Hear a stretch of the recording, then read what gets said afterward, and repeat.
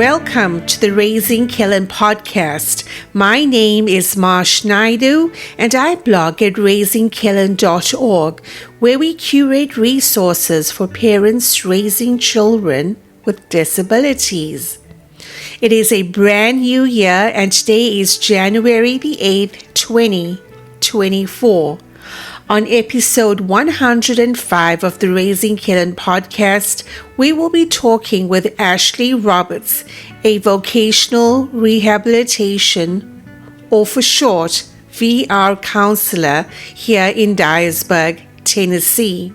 Ashley graduated with a Bachelor of Science degree in psychology from the University of Tennessee, Martin, and she holds her master's in counseling from UT Knoxville. She has worked with children with autism doing ABA for 5 years before starting her work as a VR counselor in 2009. As always, remember the content on this podcast is informational, and if you seek advice for your specific situation, to always contact a trained professional. This episode is brought to you by Anderson Consulting here in Dyersburg, Tennessee, your one-stop shop for all things IT. Dennis Anderson has been a longtime supporter on the podcast, and his business is located at 611 West Main Street in New Bern, Tennessee, and he can be reached at 731-882-7890. We have loads of exciting news coming up in the next several weeks, including a resourceability fair to be held in partnership with Vocational Rehab on March the 28th from 5 to 7 p.m. And more information on that can be found on the Raising Kellen Facebook page. Now on to the conversation with Ashley, so grab your cup of coffee, put your feet up, and get ready for some awesome conversation. Today I'm joined by Ashley Roberts, who is a vocational rehab counselor here in NortWest Tennessee.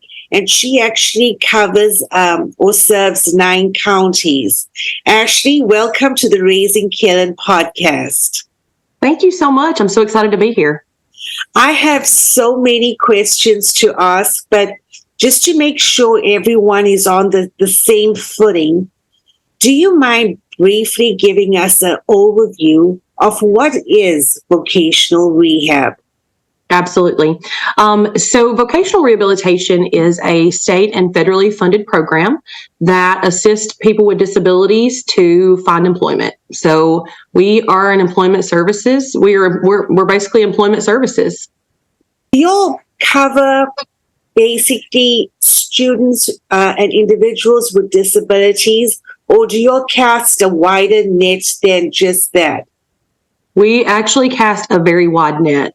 So we have services for school-age students, high school students, all the way until in any age. We say 14 to 99. So okay. Yes, anybody that qualifies for the program that wants assistance with employment, we can help them. How can a parent hook up with you, Ashley, to kind of get that work experience, get those internships for their child out in the community? Absolutely. So we actually provide, we have a specific service for students that are age 14. So normally 8th grade to as they're coming into high school, called pre-employment transition services. And that's Miss Leanne Pierce. I think you're gonna speak with her as well. But that's where the work conversations start. So they're the ones that kind of kick off the conversation. They start to discuss employment. They start to find out, what, for example, if your child specifically, what he's interested in and, where they want to go from there. So they provide 5 services while the student is in high school. And those 5 services include job readiness, so anything to help them get ready for employment, but also career exploration. And that's something that they really kind of start with. And with that service, it really just tries to be very individualized. They can provide interest inventories, various and asunder, things and conversations. And that's where that really gets started. And then they try to provide those opportunities. So they have work-based learning, they have various job shadow opportunities. And they're just going to try out a lot of things and see what he likes and what he doesn't like. So Ashley, say my kid is in middle school or in high school, how do we connect with vocational rehab? Does this become part of the IEP? Is this separate? Is it during school? Is it after school? I'm just not sure how, Absolutely. get it organized. Absolutely. And to answer your question, it can be all of those things. So it's a very, very flexible program that can be included in the school day. It can be included after school. It can be, it can pretty much be whatever it needs to be to provide that one-on-one service. A lot of our schools, we are in most of our high schools, and we try to start, like I said, try to start having those conversations when they're freshmen, usually incoming freshmen. Some schools will allow 8th grade, to start those conversations, and we can technically start at 8th grade. But most of them is high school. So their freshman year, they're receiving some information about the program. It should be going home to parents. If for some reason the parents are not getting that information, they should definitely talk to their special education teacher or their special education director about the pre-employment transition services. We do go to a lot of IEP. So let me kind of explain a little bit more about the difference between. So I'm with Vocational Rehabilitation, which the pre-employment program that's in high school is part of that program. So what we do is they're the ones that start the services. They start the services when they are technically a student. And they provide services all throughout high school. When that student gets ready to transition out of secondary school into whatever they decide they want to do next, whether they want to go into another program, a post-secondary program, whether they want to go straight to work, kind of whatever they're wanting to do next, that's where vocational rehabilitation, which is me, that's where we pick up and we start providing those specific employment services, whereas the high school services have been more broad. I mean, yes, they may be having conversations about what they want to do, but once they get out of school, then that's where vocational rehabilitation picks up. We do a lot of senior IEP meetings because that's kind of where we come in usually. And we can be invited to those. Absolutely. We want to be invited to those. And we definitely try to come in and give that transition piece because we're going to be the ones that are going to be providing that transition service. Does that help clear it up a little bit? It does. So I think it gives people a good idea of the time frame involved here. So basically pre-eds are the folks that we talk to in terms of employment opportunities or placements, more or less in middle and early high school years. Mm-hmm. And then vocational rehab comes in more towards that. Is it that senior year? Normally, okay. we usually come in, we try to get either the very end of the junior year or that senior year, because they're going to still receive those employment services, those pre-employment services, even their senior year. So they may be, there's 5 specific services that they cover, but they may still be working on, they may still be doing a on the job training, or they may be doing the job readiness classes. They're still going to be participating in that while they're in high school.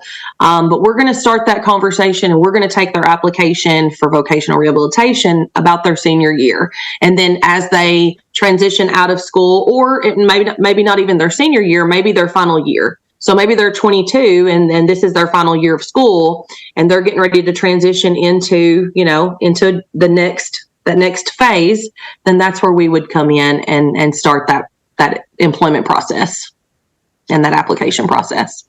What are some of the services that get covered under vocational rehab?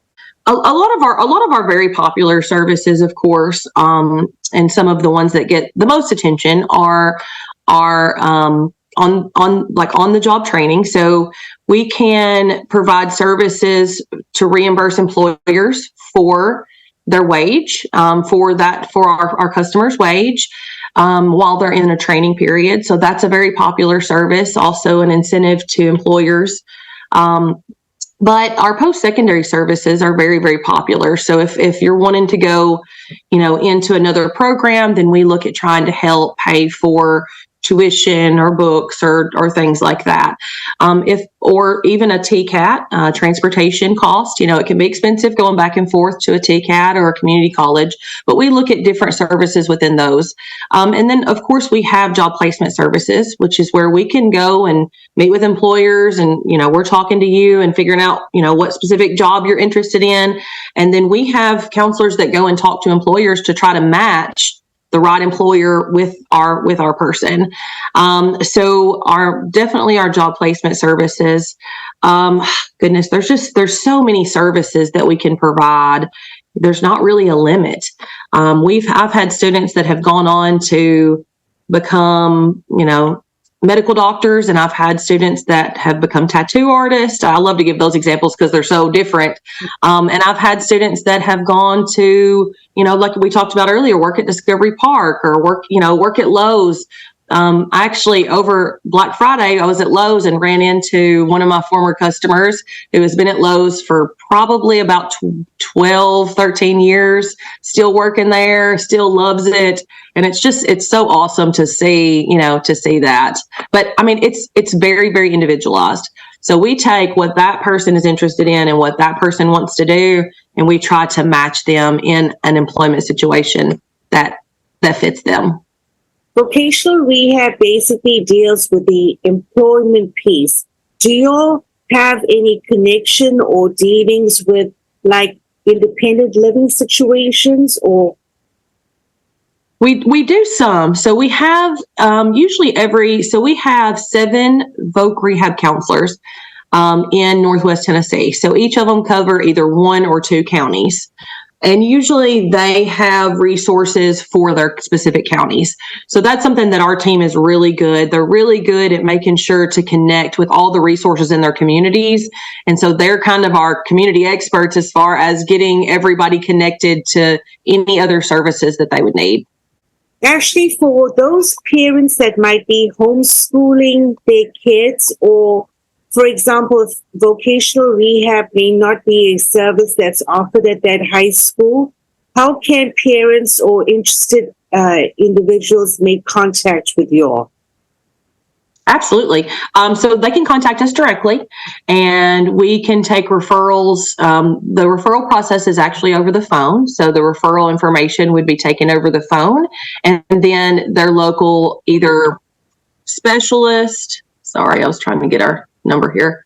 Either their local specialist or their vocational rehabilitation counselor for that county would reach out and being able to answer those questions and do that. So, yeah, they can call us directly. I'm going to give you that phone number as well, 833-772-8347. So that is our state of Tennessee line, vocational rehabilitation line. So you have the student and a partnership with an employee. So you're starting off the internship program right now.